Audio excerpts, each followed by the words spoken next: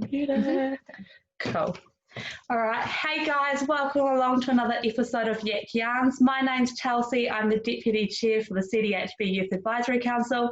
And I've got my friend Tori again joining us. You might recognise her from a few other episodes earlier in the sessions. For those of you that are new and joining us tonight, YAC Yarns is a conversation series we're having with professionals across the sector about health-related topics for young people. Reminder that we are keeping an eye on the live stream, so if you have any questions, feel free to ask them and we'll keep an eye out for them. But I will introduce who else is joining us on the Zoom meeting. This is Alex and Matt from Connect Chiropractic. Hi guys, thank you so much for joining us tonight. Pleasure, absolutely. So we thought we'd kick off by maybe letting you guys introduce yourselves, telling us about who you are and what you do. Yes, okay. I'm Matthew Wild, and Alex and I, well, you might want to introduce yourself too. My name is Alex. I'm the wife of Matt, and we have a wee daughter called Sunny, that's 2 years old. Yeah, and we have a chiropractic practice in Ferrymead in Christchurch. So we're both chiropractors. That's where we met, and from there we've sort of practiced all over the show. We were in Australia for quite a few years, and then we opened up our own practice a couple of years ago. Almost a couple of years ago. Almost 2 years. Awesome. So I guess we've had heaps of questions. We put out a call on Facebook for people to put through questions that they would always wanted to ask a chiropractor. And so we've kind of collated them together tonight. So the first really common question was, what is a chiropractor and what do they do?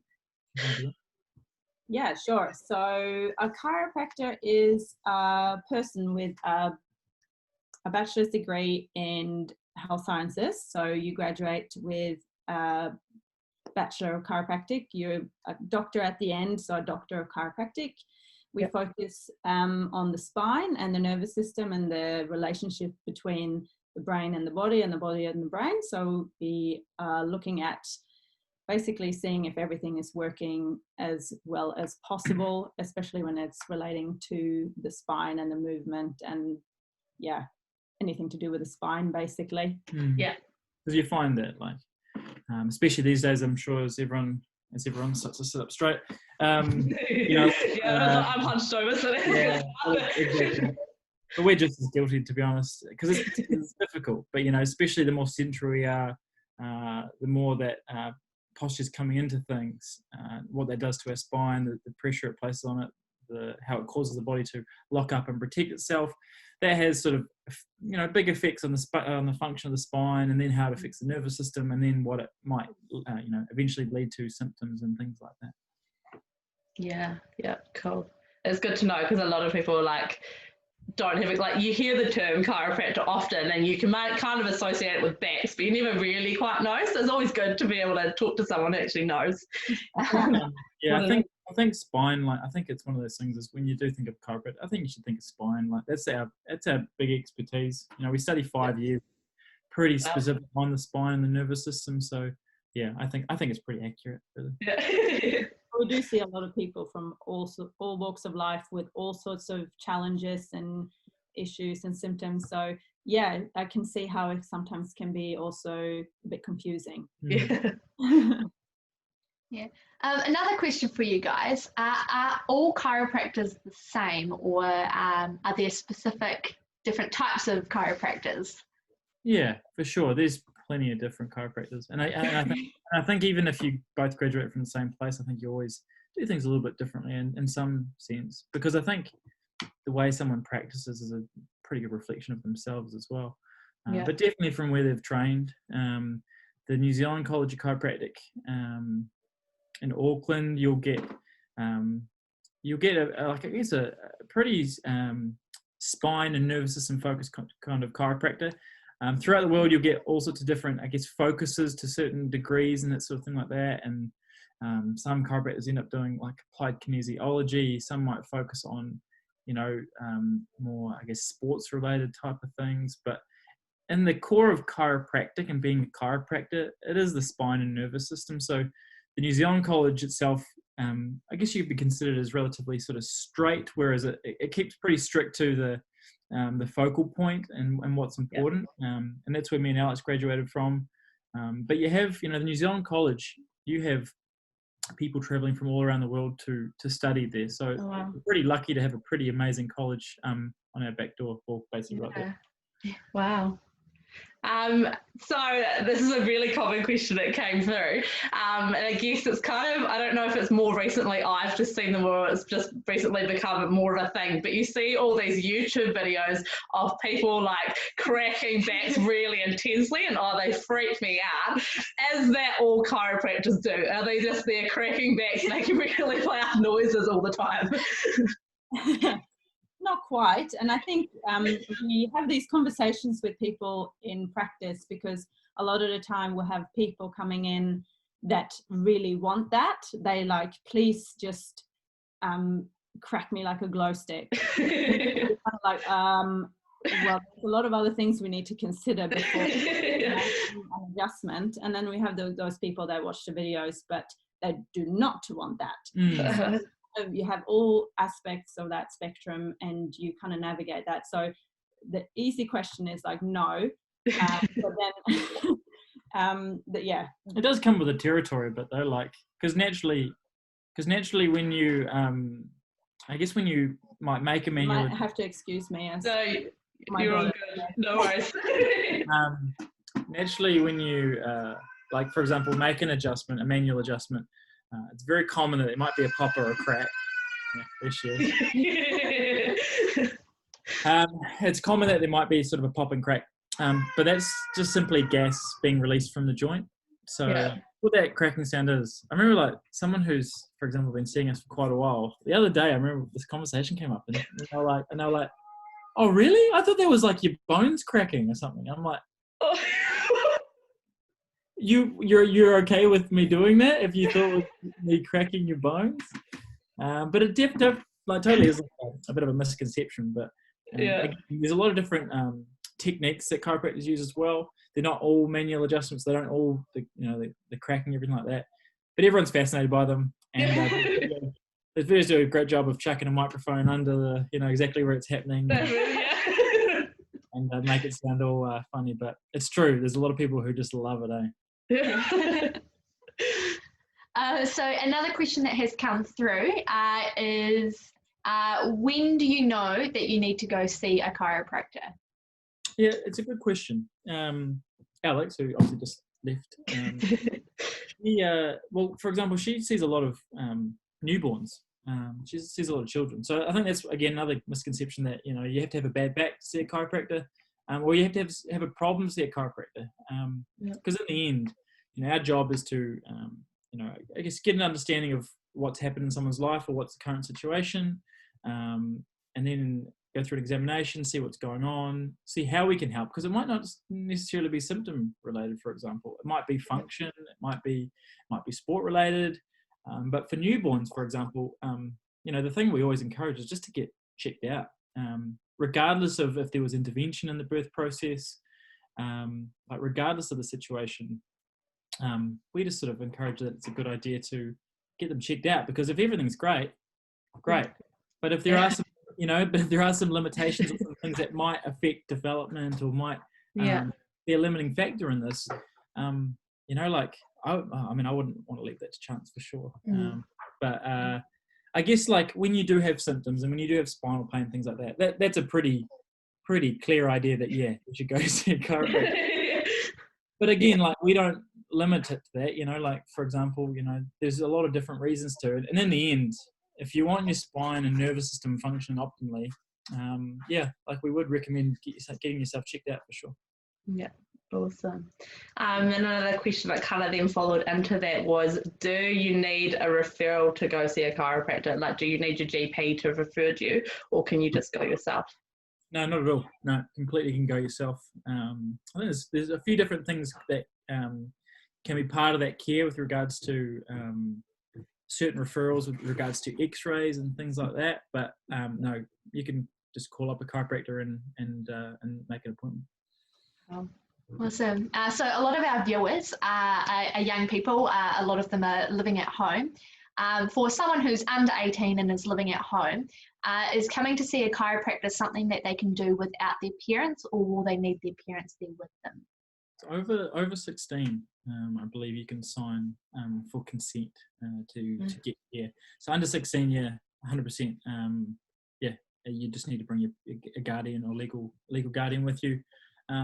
But again, depending on obviously your relationship with your parents or your guardian, sometimes it's a nice thing to have. And this is what I always say to people with, for example, like partners and things like that as well. It's a nice thing to have someone else part of the journey and part of the understanding of things as well. So then if one person misses some information, the other one picks it up, and then they also both get an understanding of, of, for example, the care they might be getting or things they need to do themselves at home. So 100%, like I sort of said, that's sort of the guidelines and the rules there. But like I sort of said, sometimes it's nice to have someone else with you as well. Yeah. Cool. Another question that kind of came through, and it's a question that I have myself, is what's the difference between a chiropractor and an osteopath?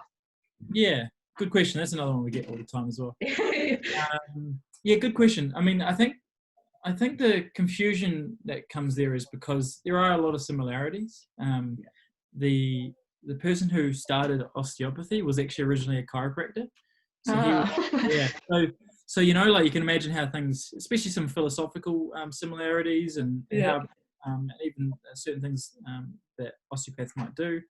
But yeah, he was a chiropractor and then chose to do things a bit different, and he created osteopathy. I mean, I've never seen an osteopath before, so it's unfair for me to to say too much about them. But there's on a real basic standpoint, both are very holistic. Both are looking at the whole body and how the whole body works together. I guess back to chiropractic. I mean, our focus is the spine and nervous system. Yeah. What we know is with osteopathy is the focus is a little bit different and not specific to the spine or the nervous system. That's good to know. Yeah. So in looking at going to see a chiropractor, is this something that you can just Google search to find your nearest one, or is there a specific way that someone could go about finding themselves a chiropractor? Yeah. Yeah, for sure. I think Google's pretty locked on these days.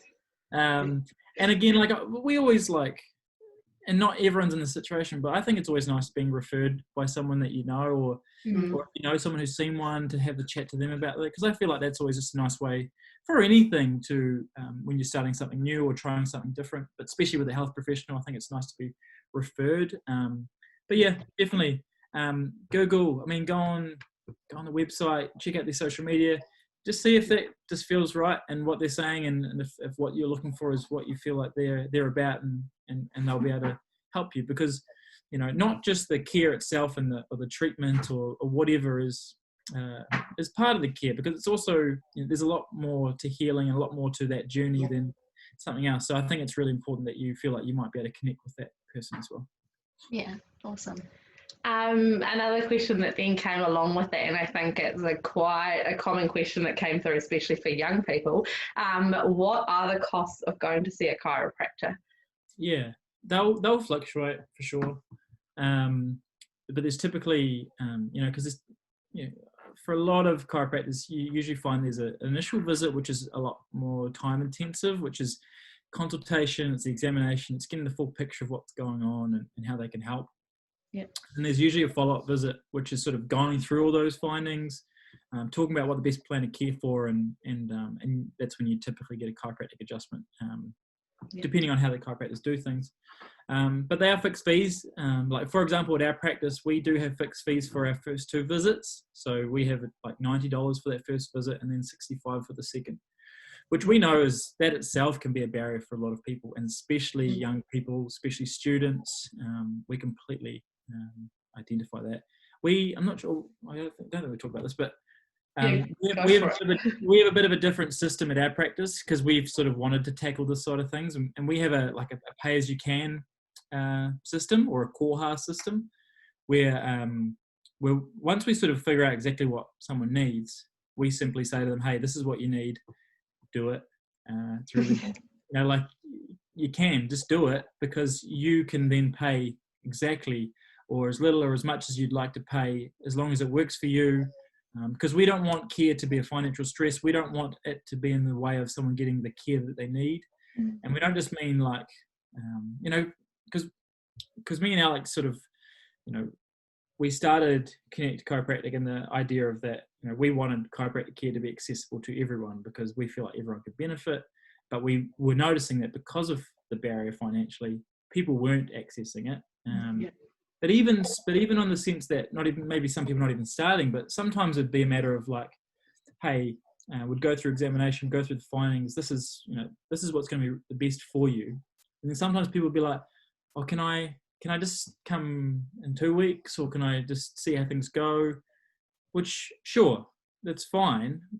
But in the end, if you want to get the best out of your care, if you want, like, and if you, whatever your health goals are, we want people to be able to make this, you know, like get that care they need as opposed to trying to weigh things up financially. So we've found that with this sort of, with facilitating this and allowing people to pay what they can, people get the care they need. They pay what they can, and we've found that it works really nicely. That people don't abuse the system. Like, people will just pay what they can, and they're grateful. We're grateful people get care, so it works really cool. But back to the initial sort of stuff, like those first 2 visits can still be a barrier, and we always adapt. Like if people reach out to us and mention to us that, hey, like that's going to be something that's really difficult for me, and that will totally be a barrier. We'll never let that stop someone getting care, for sure. It's really awesome, because it is like a lot of different care can be quite expensive. Like, it can add up, and especially when you think of young people, some of them are still in school and not working and things like that. So that is really awesome that you guys have that set up, because that's, yeah, amazing when you think about it, and all the people that it actually is helping in terms of financial burden. Sure. And it is one of those things where, like, people who just, who never would have accessed it, 100% accessing it. And, you know, I can't help but think about me when I was a student, or, you know, and when I was, for example, even becoming a chiropractor. There's no way. There's no way. And even if I want to be, like, imagine if I want to just simply be proactive about my health, that option isn't even there. So we thought that's a bit of bull crap. So we wanted to change that. But that's sort of the other interesting thing too there, is that possibly, you know, maybe if depending on your situation, maybe your family pays for things when you're, you know, helps with paying for your sort of health care, you know, up until maybe until you're 18 or until you finish school. But that's what I remember always noticing, is that that age group between, especially from that 17 to, I don't know, 25, how can they? Like, you're either studying, or typically you're on a very low paid job, like typically, and you're struggling enough just to pay rent and like eat and, you know, maintaining the things that you want to do in your life, let alone do some proactive things like this. So again, same thing. We're seeing a lot more people in that demographic, which is really cool to see, because they're definitely the demographic that gets neglected a lot. Yeah. So we've spoken a bit about the cracking of backs and the kind of care that a chiropractor does. Is there any specific conditions that you guys treat as a chiropractor? Yeah, we I guess it's one of those things. I mean, things we see a lot in practice are things like spinal pain, headaches, people having difficulty sleeping, maybe it's movement or bad posture, arm pain, leg pain, like nerve sort of pain and stuff. Like, that's a really common thing, sciatica, things like that. Because again, it all ties back to the function of the spine, how it's affected the nervous system. Because in the end, when we've got pain, you know, very typically, pain is there for a reason. Pain is a communication mechanism of the body. The body is trying to tell you that there's something going on. And usually that's happened in stages, because usually you might notice maybe a protective mechanism happening. So it might start like a bit of stiffness or tightness, and then eventually it might become a little more of an achy thing. And fingers crossed this doesn't happen when you're young, but it might become a sharp pain, might become headaches, migraines, and things like this.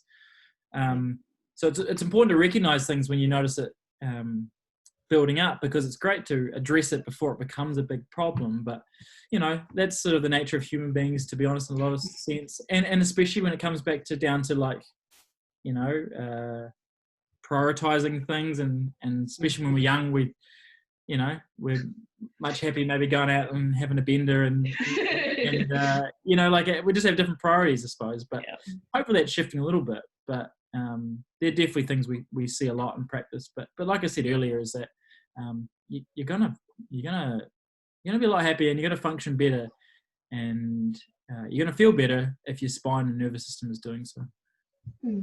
Awesome.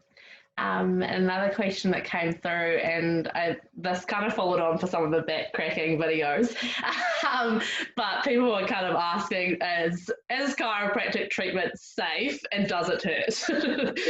Sure. Well, I mean, on the scheme of things, and with healthcare, chiropractic has a really good track record. And again, I think people get the idea of, I think it's the cracking sound that makes people think there's no way that could be safe. But it's one of those things where the sound itself sounds more dangerous than it is, and it's simply gas coming out from the joints. And I think when it comes to safety, the most important thing is when, just like all your health professionals, as long as they go through a full history, a consultation, examination, they get the full picture of things, and as long as you go through all the things as well, and as long as that chiropractor has a clear understanding of what's going on with the body, they will adapt their care to what is safe and what is going to be the best for you. So that's how we approach things, and that's how we have a good time. Oh wait, hold on, pain. I heard something about pain and tenderness. Does it hurt? Was the other question? Right, I missed that one. I mean, depending on the area, like sometimes it's not tender, sometimes it can be. Like if an area has been problematic for a while and things are really locked up and protect themselves, it can be tender. Yeah, I'm not gonna lie about that. But sometimes it's not. It's really different for everyone. But it's important for us to take that into consideration. And like typically the first few adjustments, we like to be a lot more lighter force and more specific, and to make sure that we're not putting too much input. We don't want to overwhelm the body, because for example, if the body's been a certain way for a while and in a certain pattern, when we change it, things can be, not even just on the adjustment, things can be a little bit tender afterwards as well. So just important to understand that. But can be tender sometimes, but hey, sometimes you got to get through these things to function a bit better too. Yeah. So what can someone expect in their initial appointment? What could they be walking in and expecting? Yeah, I think every chiropractor does things a little bit different, but in general, it's a matter of typically a form will get filled out prior, so you get an understanding of someone's history. So it's going through an understanding of what has brought you here. What are the things that may have contributed to the current presentation? Are there other things that maybe someone hasn't thought about that could be connected? It's just trying to connect the dots so we get a full understanding of what's going on, how it's related to the current situation, what your goals are. Like, why are you actually here? Like, is it purely because you want to function better? Is it because you're not happy about your posture? Is it because it's a symptomatic thing? That all depends, but it's important to I guess be aligned there and understand what's going on. Then I guess with us, I think it's probably better if I talk about how we do things, because all chiropractors do things a little bit differently, but you probably should expect relatively similar in a lot of places. But once we go through that history side of things and we've got a real clear picture, it sort of guides us nicely into an examination, to where we should focus on things. But examination is usually part of, and some functional tests are part of like a posture analysis. That's something big we do, is we want to see where things are at, because posture is a really good representation of what's going on inside. So if we don't do posture analysis, we might do a few brain body tests, so a few balance tests to see how things are connected. We'll do range of motion, like I was saying before, is when an area is under stress, it locks down and protects. So areas that have lost motion usually indicates to us that there's typically restriction or an issue going through there. Then we go through full like spinal analysis and palpation, finding I guess again, just further honing in on the specific areas that are the more problematic ones. And from that, gives us a pretty clear picture. After that first visit is usually when we go away and put things together and analyze things. We can sometimes make a chiropractic adjustment on the first visit. That's all depending on whether someone's seen a chiropractor before, severity of the situation, because, for example, sometimes there's a lot of things that we need to go away and have a look at. but sometimes things are really straightforward. So sometimes we might make an adjustment on the first visit, but most important thing on that first visit is to get the full picture, for us to go away, put it all together so that on that next visit we're really clear with what the plan of action is, what we're going to do, what you can do to help with your care, and what you need, really. Awesome. Thanks. So that's really good to know, because I think for some young people it can be quite scary and daunting going into something new. So being like able to now know how that process works, is really useful. We had a couple of questions a bit more specific, and one came in, actually a few questions came in around the same thing, about headaches and migraines. And I think you've already mentioned it, but we'll just cover it again. Is it worth going to see a chiropractor about headaches or migraines? Yeah, for sure. I'm just going to say yes straight away. But it's important to understand why I might say that, is that, there's a lot of different things that contribute to headaches and migraines.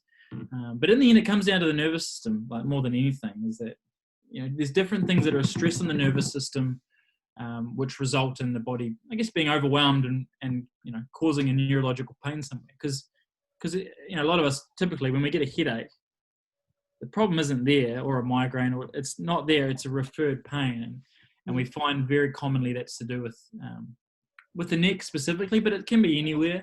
But the nerves from the neck, for example, do go into the head and refer into the head. So the neck is very commonly involved, the movement of the neck, how that might affect the nervous system. But again, there's a lot of different factors involved with headaches and migraines. We've got to really, it's important to address and to take note of any chemical stresses, so things you're eating, any medication you might be taking, any things that might be part of that. We know how stress and mental health and anxiety is part of that thing too, because again, it comes back to the nervous system, is that those chemicals, the mental stress, that's all stress on the nervous system. Just like postural stresses, just like other things is there a stress in the nervous system, and then basically the body and the nervous system has to respond, which again can result in headaches and migraines. But that's something we see a lot. We see it all the time. And again, when we can get the neck moving properly, where we can help take the sort of pressure and interference off the nervous system, or at least facilitate that, it's a good thing.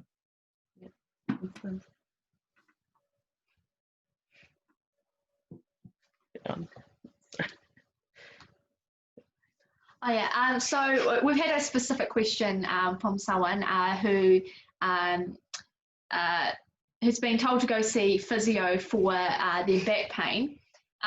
Would a chiropractor be better for a situation like that? So if you're getting back pain and you've been referred to maybe by your GP to physio, is maybe a chiropractor going to be doing something different there?